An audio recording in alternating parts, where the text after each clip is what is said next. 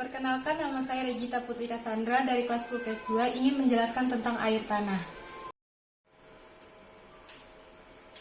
Air tanah. Pengertian air tanah. Air tanah adalah air yang tersimpan dan mengalir di bawah permukaan tanah yang dapat digunakan untuk keperluan makhluk hidup.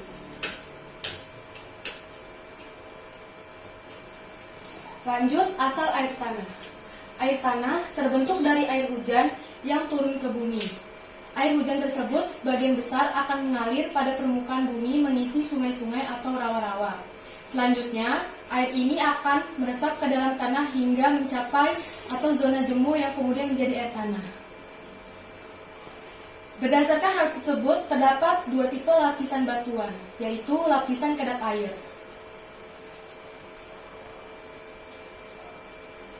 Lanjutannya ada lapisan tidak kedap air. Sumber air tanah, ada dua sumber air tanah yaitu dari air di permukaan tanah dan dari air hujan.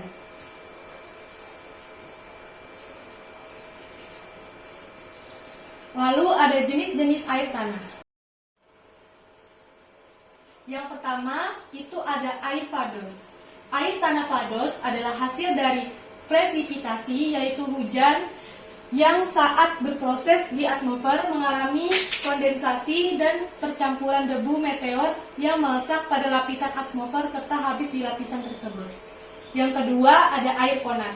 Air jenis ini disebut juga air purba. Hal ini dikarenakan air jenis ini sering berada di dalam batuan selama ribuan bahkan jutaan tahun lamanya.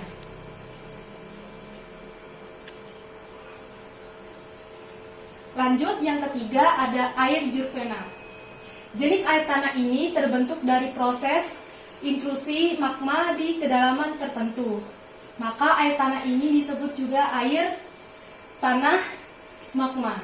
Yang keempat ada air tanah freatik. Jenis air tanah ini disebut juga air tanah dangkal. Sesuai sebutannya, air tanah ini berada tidak jauh dari permukaan bumi.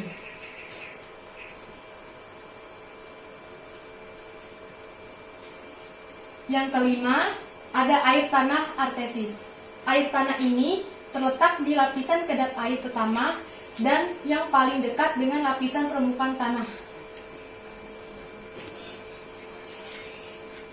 Adapun manfaat air tanah.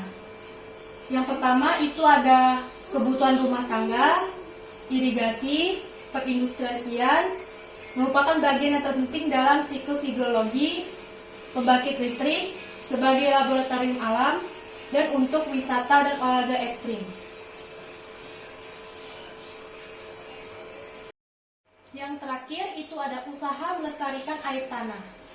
Yang pertama, melindungi lingkungan sumber air tanah. Yang kedua, melakukan konservasi air tanah. Yang ketiga, tidak menimbun sampah di dekat sumber air tanah. Yang keempat, menggunakan air tanah secara bijak. Yang kelima, mengurangi penggunaan zat kimiawi. Yang keenam, melakukan edukasi pada masyarakat. Yang ketujuh, melindungi dan melestarikan hutan. Yang terakhir itu ada melakukan perawatan pipa air. Sekian dari saya. Wassalamualaikum warahmatullahi wabarakatuh.